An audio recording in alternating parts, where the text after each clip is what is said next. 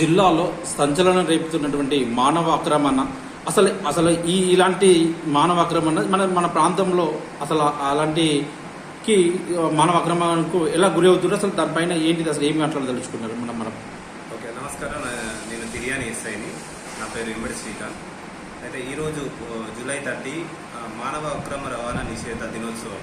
అంటే ఈ దినోత్సవాన్ని పురస్కరించుకొని నేను చెప్పాల్సింది ఏమనగా, అంటే మానవ అక్రమ రవాణా అనగా అంటే మనుషులను ఒక ప్రదేశం నుంచి మరొక ప్రదేశానికి వాళ్ళ స్వలాభానికి ఇల్లీగల్గా ట్రాన్స్పోర్ట్ చేయడం, తీసుకొని వెళ్ళడం జరుగుతుంది. దీన్ని మానవ అక్రమ రవాణా అంటారు. అయితే మానవ అక్రమ రవాణా అనేది ఇది అంటే చాలా రకాలుగా జరుగుతుంది. అంటే మొదటగా సెక్షువల్ ఎక్స్‌ప్లాయిటేషన్ కానీ, అంటే బెగ్గింగ్ కానీ, లేకపోతే ఫోర్స్డ్ లేబర్, అంటే ఒక ఈ ప్రదేశం నుంచి వేరే దేశాలకు కానీ ఇతర ప్రదేశాలకు కానీ మీకు మంచి ఉద్యోగాలు ఇస్తారని చెప్పి తీసుకొని వెళ్ళి అక్కడ మోసం చేసి వాళ్ళని అక్కడనే వదిలిపెట్టడం కానీ జరుగుతుంది. మరియు లేకపోతే ఇది ఆర్గన్ ట్రాఫికింగ్ కానీ, అంటే ఈ మన అవయవాలను అమ్ముకోవడం, అంటే మీకు ఏదో నా పని కల్పిస్తామని తీసుకువెళ్ళి అక్కడనే వాళ్ళ అవయవాలను అమ్ముకోవడం జరుగుతుంది. లేకపోతే ఇంకా క్రిమినల్ ఎక్స్‌ప్లాయిటేషన్, అంటే ఇప్పుడు ఇది మనం ముఖ్యంగా గమనిస్తే ఏంటంటే విదేశాలకు మీకు ఉద్యోగం కల్పిస్తామని చెప్పి విదేశాలకు తీసుకొని వెళ్ళి అక్కడ వీళ్ళని సైబర్ క్రైమ్స్లో ఇన్వాల్వ్, అంటే సైబర్ క్రైమ్స్ ఎవరైతే మనకి ఇప్పుడు కాల్స్ చేస్తున్నారో సైబర్ అఫెండర్స్, వాళ్ళు సైబర్ అఫెండర్లో కూడా వీళ్ళు రిక్రూట్మెంట్ చేసుకొని వీళ్ళకి తెలియకుండా ఉద్యోగం అని చెప్పి వాళ్ళని రిక్రూట్ చేసుకుంటున్నారు. వాళ్ళు కూడా అక్కడ వాళ్ళు కూడా అఫెన్స్లో ఇన్వాల్వ్ అయ్యి వాళ్ళు మెయిన్ అక్యూజ్ అవ్వడం జరుగుతుంది. ఏదో ఉద్యోగం పని చేసుకుందామని వెళ్ళి అట్లా అక్కడ వాళ్ళు కూడా అక్యూజ్ అవ్వడం జరుగుతుంది. అంటే వాళ్ళు ఏదో పని చేసుకుందని వెళ్ళిన వాళ్ళు తప్ప వాళ్ళకు ఇది దురుద్దేశం ఏం లేకుండా వెళ్ళి ఇట్లా ట్రాఫికింగ్ గురి కావడం జరుగుతుంది.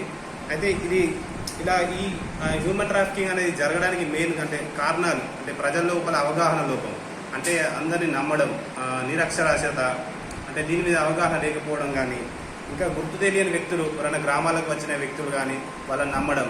ముఖ్యంగా మనం గమనిస్తే ఇప్పుడు సోషల్ మీడియా ట్రెండ్ నడుస్తుంది కాబట్టి సోషల్ మీడియాలో చూస్తే ఫేస్బుక్ కానీ వాట్సాప్ కానీ ఎవరో ఒకరు మీకు మంచి ఉద్యోగం కల్పిస్తాం, లేకపోతే మంచి పని కల్పిస్తాం, ఏదో ఒక విధంగా మీకు మంచి అవకాశాలు ఉన్నాయి, మంచి లాభం పొందవచ్చు, ఈ బిజినెస్ చేయొచ్చు ఆ బిజినెస్ చేయొచ్చు అని చెప్పి మిమ్మల్ని తీసుకొని వెళ్ళి వాళ్ళని ట్రాప్లో దించడం జరుగుతుంది.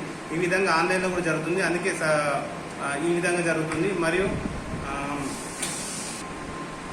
అయితే ఈ మానవ రవాణా ఇన్ని విధాలుగా జరుగుతుంది.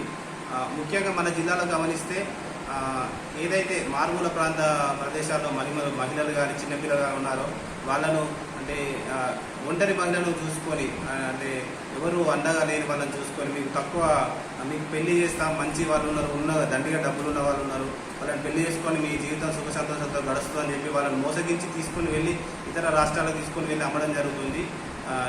ఈ విధంగా మానవ అక్రమ రవాణా జరుగుతుంది. దీన్ని మనం ఎలా ఆపాలి?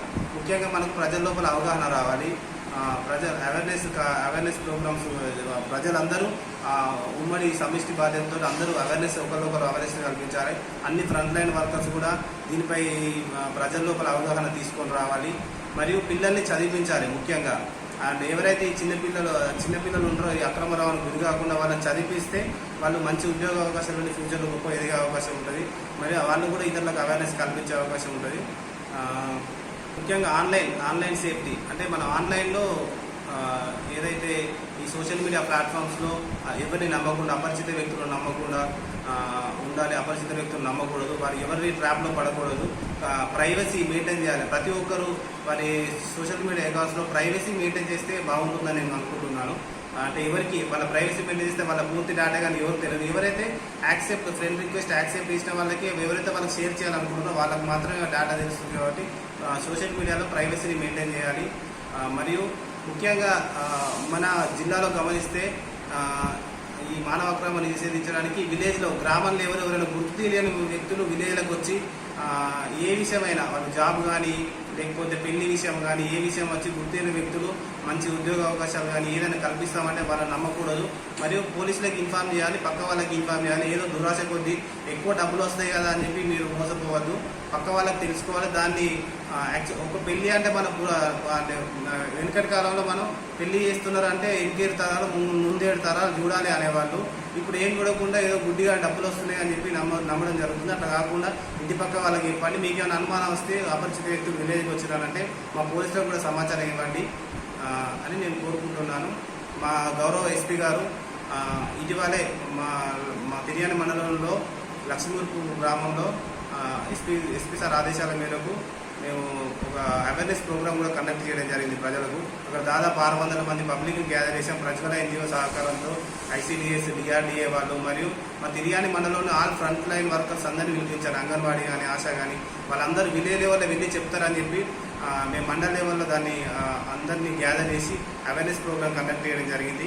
ఇంకా మేము అవేర్నెస్ ప్రోగ్రామ్ చేయడానికి కూడా సిద్ధంగా ఉన్నాం. విలేజ్లకు వెళ్ళినప్పుడు కూడా అవేర్నెస్ ప్రోగ్రామ్ విలేజ్లో వెళ్ళినప్పుడు కూడా ప్రజలకు దీని గురించి మేము వివరించడం జరుగుతుంది. అంటే ఇట్లా అక్రమంగా గురి కావద్దు ఎవరు అని చెప్పి వివరించడం జరుగుతుంది.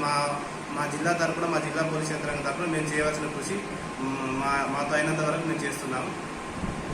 మా ఆసిఫాబాద్ జిల్లా ప్రజలు కానీ ఎవరు కూడా ఇలాంటి అక్రమాలకు గురి కాకుండా జాగ్రత్తతో ఉండాలని, ఇలాంటి విషయం ఎవరైనా పక్క వల్ల జరిగిందని మీకు తెలిసిన కానీ పోలీసు వాళ్ళకి సమాచారం ఇవ్వాలని